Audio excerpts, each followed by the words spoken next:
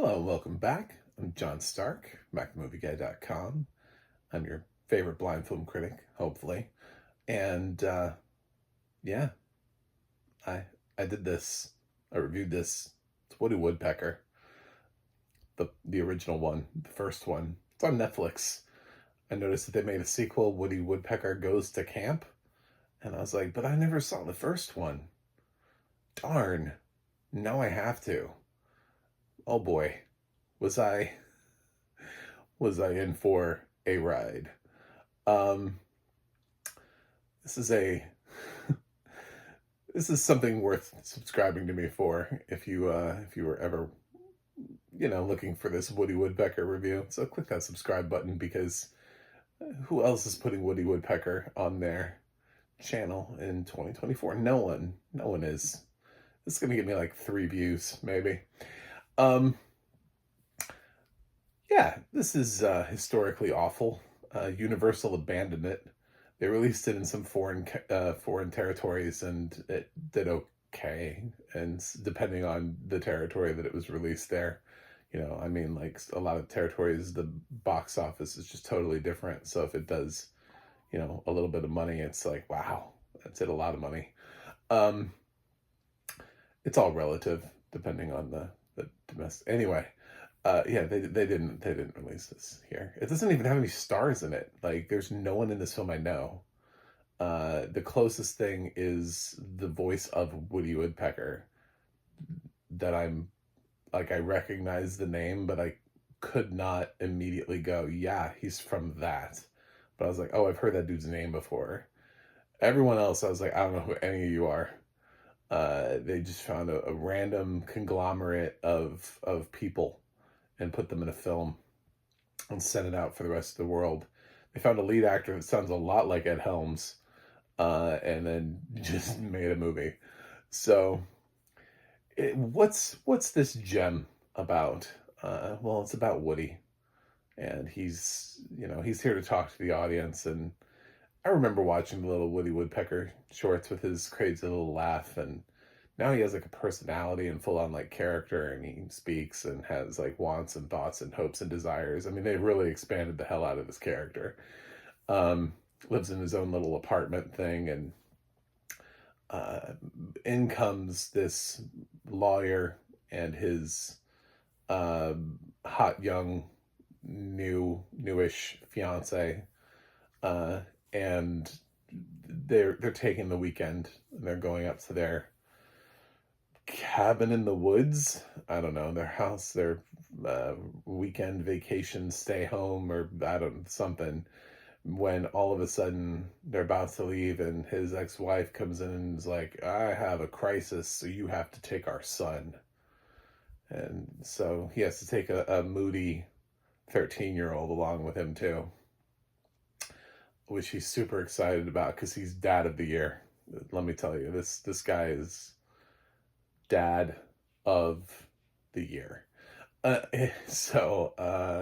there's loosely a plot here that involves him wanting to like develop some land and get rid of Woody's house and the tree that he lives in, but also like Woody bonds with the son and the son's friends, and they start like a rock band, and it's the weirdest movie. This movie is like, this is what we came up with Woody. This movie is so bizarre. You could have put any cartoon character into it, and it really has like no. It doesn't ever feel like it's trying to be a Woody Woodpecker movie. You know, it's not really about conservation. It's not really about anything. I don't know what it's about. Just kind of like Woody Woodpecker's playing drums in a rock band. It's so weird. Um, it's not necessarily as terrible as I thought it would be. It is sort of watchable. Like, I've definitely seen worse. Marmaduke sort of like lowered the bar for me in terms of like, let's adapt cartoons into things. That animated Marmaduke on Netflix, never watch it. It's horrendous. Um, so there's something here, but it does kind of feel like Universal grabbed some people, threw them in a room, and actually physically held them at gunpoint and told them, you must write a Woody Woodpecker movie. And they're like, I don't know how to do that. Well, if you don't, there's a bullet with your name on it. And they're like, all right, well, let's just write a movie and put Woody Woodpecker into it. I mean, you could have had Woody Woodpecker do anything at this point. He could have been in anywhere, in any form. He could have been, going off to school. He could be going to college, or could be a lawyer himself. Why not? I mean, like, really, the world's his oyster at this point. He could go off and do anything. There are these two brothers that are lackluster characters that are like the key villains. They're boring. They're kind of morbid because they also want to actually kill Woody and hang his dead corpse on their wall like they do.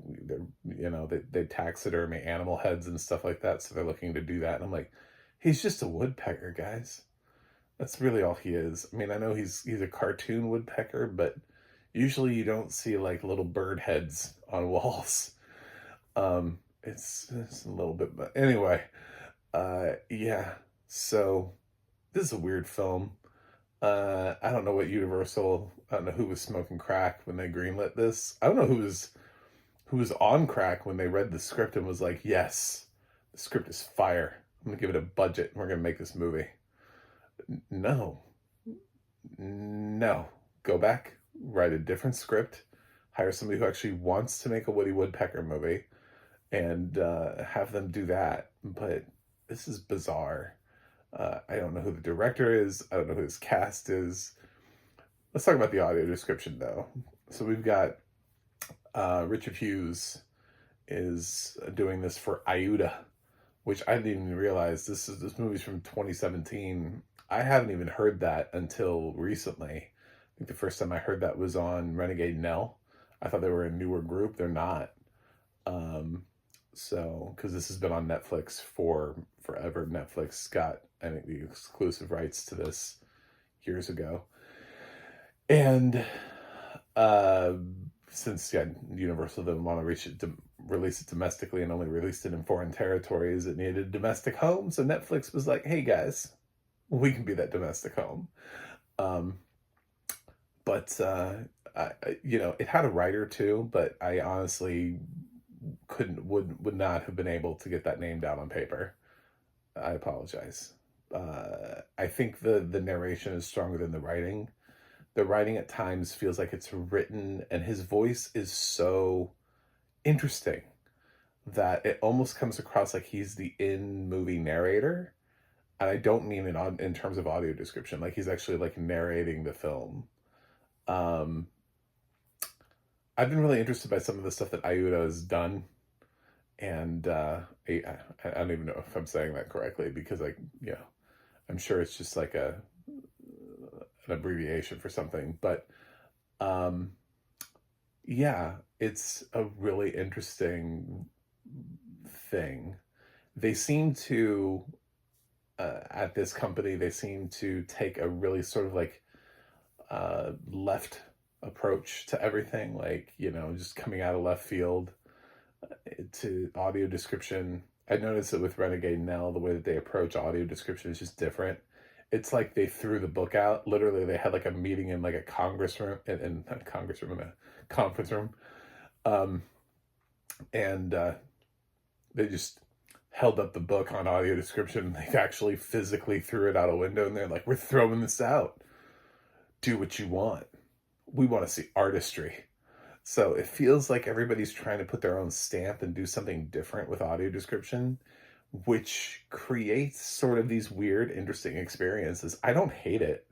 I actually kind of like Renegade Nell. Sometimes he gets a little bit too interpretive. But overall, I think it's an interesting audio description track, that it's engaging, and he's including a lot here. I think the audio description track is lacking in a lot of the movement and stuff, and over summarizes, like, when like 10 things happen, and then you just hear like, Woody does this, and you're like, I feel like Woody did more than that, but okay. Like, I feel like there was more to that scene than what you just described. But um, there's something about this dude's voice though that just I love it, and I really want him hired. He may not exist anymore because this is 2017, and you would think that I would have heard his voice more by then. Um, Presuming that this audio description has existed for 7 years, I should have heard this voice by now, and I don't think I have. But I would totally hire this narrator. But I think I'm not sure he should be on kids' films. It's a very creepy voice. It feels like the kind of thing that he could be challenging William Michael Redmond on a lot of horror films. Um, I don't know. I'd love to hear his voice on a horror movie. I would. I think he'd be very interesting. It's a really unique voice. That's all I can say. Is it caught me off guard, and I was like, I think I enjoyed his voice more than I did the movie. I was just like the way he was in like interjecting into the thing, and just like all of a sudden this voice that just doesn't kind of feel right for the project, but is also really just kind of different. I mean, like, it's one of those voices that could be really instantly recognizable if he were to proliferate himself into the audio description community. People would be like, oh, well, that's Richard Hughes. Like, I know exactly who that is. Um, so yeah, really interesting voice, and that's why I'm glad I had this experience. But now this movie is mostly garbage. I pretty much any other thing that's like this, except for Yogi Bear, I would rather watch again. Yogi Bear is probably the still the bottom for me. I'm trying to think of like all of the old school cartoon to film adaptations we've had, the live action adaptations, and the one that stands out the most to me would be Yogi Bear. Marmaduke was a full on cartoon, so that's sort of in a different thing. This is a hybrid. Um, I still hate Yogi Bear more than this, so this managed to out fun Yogi Bear. Yogi Bear has no fun to it. It just feels like that one they just really just this they just took Woody Woodpecker and put him into anything. Yogi Bear they actually sucked the life out of him, and his animation looked awful. For those of you who are blind, I don't know how else to describe that to you, but he looked terrible. Um, so yeah, Woody Woodpecker. I wouldn't recommend it. I'm not going to, and I'm scared for the sequel. But it did take them 7 years to make a sequel, so who knows? I'll try to remain optimistic and watch Woody Woodpecker Goes to Camp and let you know. Maybe it's not. I have a feeling it's not a direct sequel because I don't think enough people watch this film for them to care about making a direct sequel. But we'll see if anybody improved on the concept of Woody Woodpecker or if it's more Marmaduke. Um, so I'm gonna give Woody Woodpecker a D plus. It feels about right. Not the worst thing I've seen, but definitely I would not recommend it. So, thank you for watching. Thank you for subscribing. And I will see you guys on the other side.